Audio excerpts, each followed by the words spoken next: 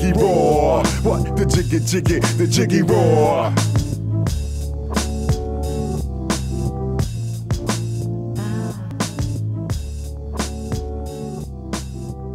My name is Chuck Koor Hargrove, and Koor is my graffiti name. I come from the South Bronx. I started writing graffiti in 1976. I was 13 back then. And by 79, I started making my first exhibitions in galleries. And that brought me into the downtown graffiti scene in Soho and the East Village. And from that exhibition, the graffiti art started booming in Europe. Extra mad fat is the bomb, boom, boom. Ayo, ayo. You know, when you're 13 years old, everything in your life is revolved around you can't. You know, you should, you can't. But when you're doing graffiti, you're free. Don't act like you know, try to breathe slow. CEO. The rite of initiation is the tag. And the more that you write, the better you get at it. And every artist is trying to find and trying to discover this perfect tag.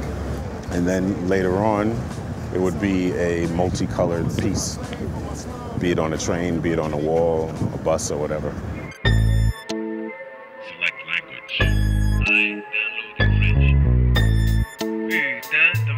We never asked questions, and everything was illegal. So at the time when I started, there weren't any laws written as to what you do to people who got caught. So it was really the Wild Wild West. You do what you can while you can, and you get away. Graffiti artists in the gang would be the person who would write the name of the gang, defining the territory. So if you wrote your gang's name on this wall and that wall, that was the limits of your gang's territory till the next point where they would write another code. And that's how the integration came of the graffiti artists together with the gang culture.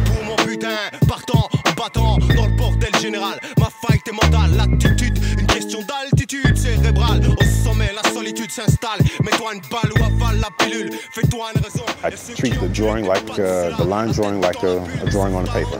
It's my sketch, but it's a final line. It is what it's going to be, and then from there, I start to add color.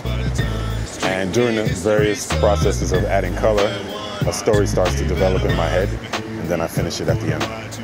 I always have this sort of utopian, futuristic cities that are transforming and twisting in time and space with symbolism.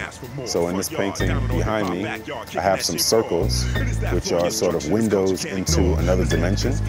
And if you look in the circles, you can see that the images will connect from one to the other. So you can see it's sort of like a window that's looking through. And the green is the representation of a passage through time. And the top is meant to be like deep space. And then the sort of what looks like worms, but is actually like labyrinths. Those are decorative elements which sort of separate and turn into a language, turn into an alphabet. And in the top right corner, there's a symbol which looks like a question mark. And the top left corner, that is letter K in my alphabet. I'm trying to lay down obstacles like crop circles be laying wheat, and I'm saying we, bit by bit, chipping G's, one by one, killing things. If you know the game chess, you have the towers on the ends. And in America, we call those the rooks. So I took the R and the K and turned it around because I felt that to understand the world, you have to see it from the other way around. So Koor became Rook, and that was my graffiti name. Yeah, yeah. From